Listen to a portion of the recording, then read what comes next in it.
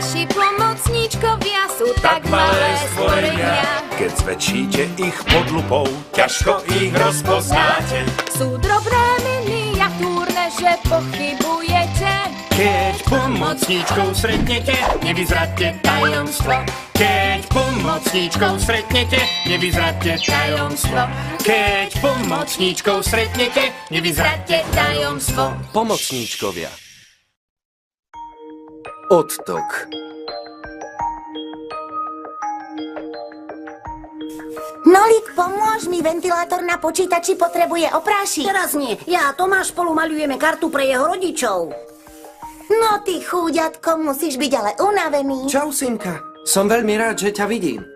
Mám otázku. 12. výročie, to číslo sa píše spolu alebo oddelenie? Vieš ty čo? Napíš ho ako číslicu a jednoducho k nemu pridaj koncovku T. Aha, jasné. Ale najprv si vymením vodu. Hneď som späť. Mama si tu nechala svoj prsteň. Wow, nie. Nie, čo som to spravil?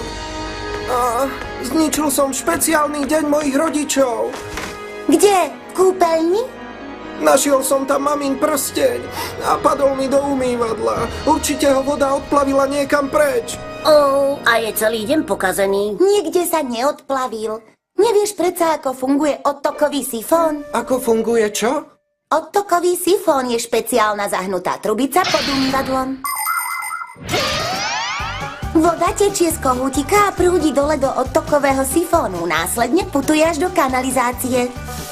Potom, čo vypneš vodu, nie všetka sa odplaví preč. Časť nej ostáva v sifóne. Slúži na to, aby zabránila smradu z kanalizácie preniknúť až do domu. Keďže je prsteň oveľa ťažší ako voda, ak ti náhodou spadne do odtoku, neodplaví sa preč. Ostane dole na spodku sifónu. To znamená, že máme stále šancu? Áno, ale ako ten prsteň vytiahneme? Kto vie? Ja plávať neviem. Nič sa ty neboj, mám to pod kontrolou. Máš nejakú šnúrku? Mám jej veľa. Tak ju prines, ja sa hneď vrátim. Tak toto nikdy neupravím, potrebujem svoju zváračku. Papus, potrebujem si na chvíľu požičať tvoj batomat. To je ale náhoda, a ja ho práve potrebujem. Masia, požičiam si teda tvoj batomat. Čože? Hneď ti ho vrátim. Ty kam to ideš? Dávaj si na seba pozor, drahá.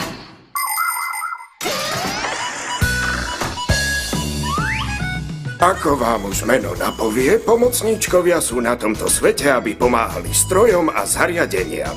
Ale stroje sú veľmi veľké a pomocníčkovia veľmi malí. Nezaobídu sa tak bez svojich pomôcok.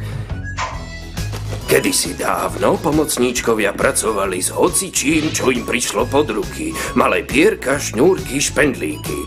Teraz však majú batohy známe ako batomaty. V jednom batomate nájdete všetky možné pomôcky.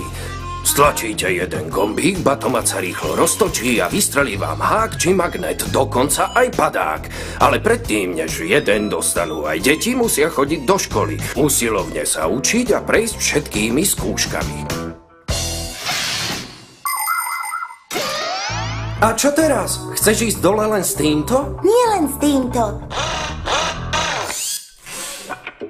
Ale aj s týmto. Áno, presne tak. Keď zatiahnem za šnúrku, vytiahni ma hore. Chce ti povedať, že keď zatiahnem za šnúrku, vytiahni ma hore. Chápem. Práve povedal, že chápe. Nemusíš opakovať to, čo povedal on. Povedala, že nemusím opakovať to, čo povieš ty.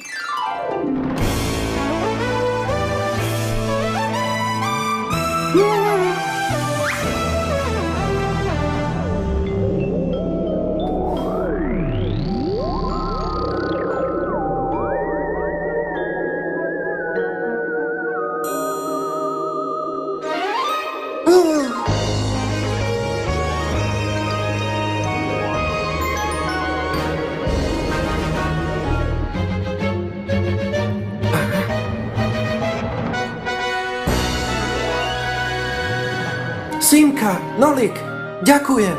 Zachránili ste tento deň. Presne na to sú pomocníčkovia. Chcem povedať, že presne na to sú pomocníčkovia. Tom Tomáš, s kým sa to tam rozprávaš? Ó, vrátila sa tvoja mama. S nikým.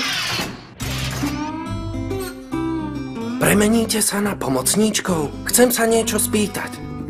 Zabudol som, mám napísať číslo 12 spolu alebo oddelenie? Napíš ho ako číslicu. Máte pravdu.